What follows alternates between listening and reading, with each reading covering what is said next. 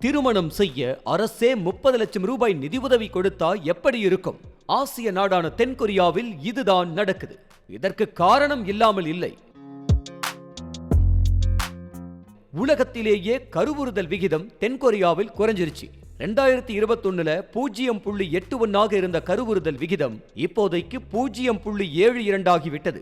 தலைநகர் சியோலில் கருவுறுதல் விகிதம் 0.68 தானாம். இதனால் தென்கொரியாவில் மக்கள் தொகை அதிகரிக்கவில்லை.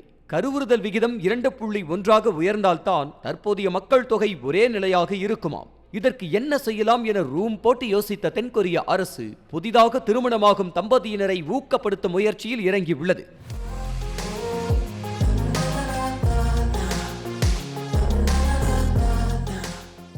வீட்டு வாடகை, குழந்தை வளர்ப்பு என திருமணத்திற்கு பிறகு குடும்ப அமைப்பில் செலவுகள் அதிகரித்து விடுவதால் தென்கொரிய இளசுகள் திருமணம் செய்து கொள்ள அச்சப்படுகின்றனர். இதனால் குழந்தை பெற்றுக்கொள்ளாமல் லிவிங் டுகெதர் வாழ்க்கையை தேர்ந்தெடுக்கின்றனர்.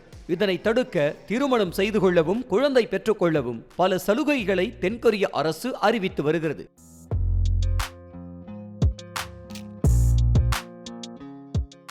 திருமணம் செய்து கொள்பவர்களுக்கு $38,000, அதாவது இந்திய மதிப்பில் ரூபாய் 32 லட்சம் ரூபாயும், குழந்தை பெற்றுக் கொள்பவர்களுக்கு $10,000, அதாவது 8,33,000 ரூபாயும் வழங்குவதாக தென்கொரிய அரசு அறிவித்திருக்கிறது.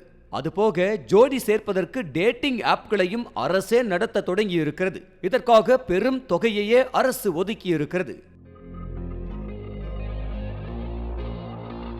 இதேபோல ரஷ்யாவிலும் பெண்கள் கருவுறுதல் விகிதம் 1.5 குறைந்து விட்டது.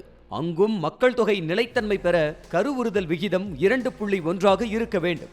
அங்கு உக்ரைனுடனான போர் காரணமாக 10 லட்சத்திற்கும் மேற்பட்டோர் புலம்பெயர்ந்து விட்டனர். இதில் இளைஞர்களின் எண்ணிக்கை அதிகம்.